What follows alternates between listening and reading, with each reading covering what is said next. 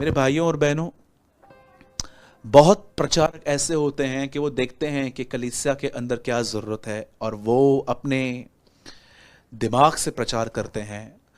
लेकिन एक ऐसे होते हैं जो मूसा की तरह हैं, जो ऊपर जाते हैं, परमेश्वर से सुन के उन पट्टियों को वो नीचे लेकर आते हैं और उनको देते हैं। आज मैं बिलीव करता हूँ, मैं विश्वास करता हूँ कि आज का जो संदेश है वो मुझे खुदावन ने आप लोगों के लिए दिया है।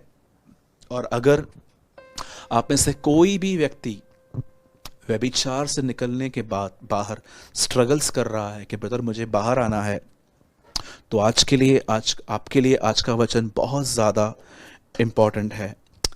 याद रखिए, यीशु मसीह ने एक जगह पे कहा, मैं शांति के लिए नहीं, मैं इसलिए आया हूं ताकि तलवार चलाऊं। किस चीज़ पे तलवार चलती है? वो चीज़ें जो आपकी ज़िंदगी में खुदा से ज़्यादा इम्पॉर्टेंट हैं, उस पर वो तलवार चलाने आया है। बहुत लोग मुझे कभी कभी क्रिटिसाइज़ करते हैं कि ब्रदर आप कहते हो अटैचमेंट मत रखो, ये कैसे? मैं आपसे एक बात पूछना चाहता हूँ, मैं गलत हूँ ना? ठीक है, मैं गलत हूँ, पर कभी आपने इस वचन का मतलब समझा है? मैं तलवार चलाने आया हूँ। क्या यीशु हमें तलवार देने के लिए आया ताकि हम लोगों को मारें? बाइबल बताती है दुश्मनों से भी प्यार करो। तलवार चलाना तो बहुत दूर की बात है। आप सोचिए यीशु ने ऐसा क्यों कहा था। खैर, मैं चाहता हूं अब सब आप में से जितने भी लोग मुझे देख रहे हैं, अगर आप यूथ हैं तो प्लीज आप बहुत ध्यान दें। आपकी स्क्रीन पर इस समय एक वचन आ रहा है। ये मत्ती के 5 का 27वां वचन है जो मैं आपके लिए पढ़ रहा हूं। The gospel of Matthew chapter 5 verse 27। मत्ती की इंजील और उसका 5वां बाब और उसका 27वां वचन।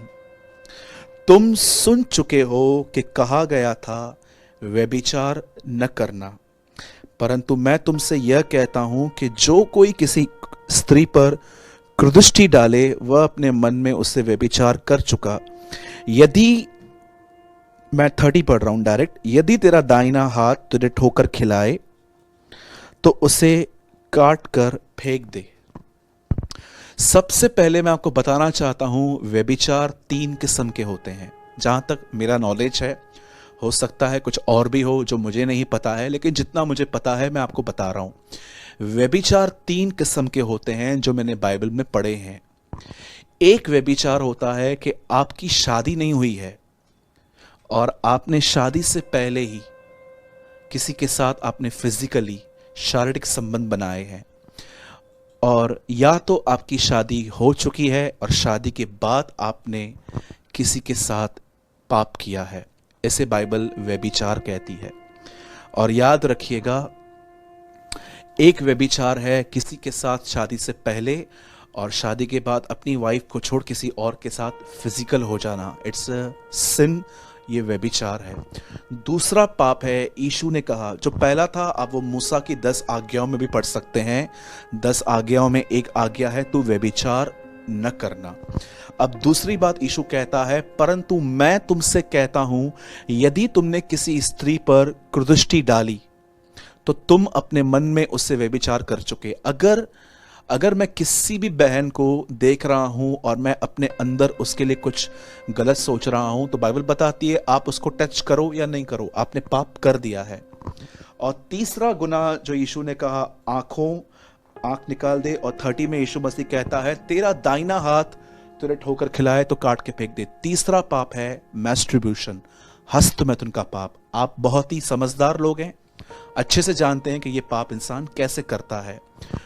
अब ध्यान दीजिए, हो सकता है कि आप में से कुछ लोग पहली में इन्वॉल्व नहीं हैं, लेकिन सेकंड और थर्ड में मन में कुछ गलत सोच के व्यभिचार करना, यह आपके साथ हो सकता है, यह आपके साथ है। आज मैं सच कहता हूं, आज की जो जवान पीढ़ी है वो बहुत हद तक इन बातों में है। कई लोग जो हैं वो ये बात नहीं समझ पाते हैं कि पॉर्न वीडियोस को देखना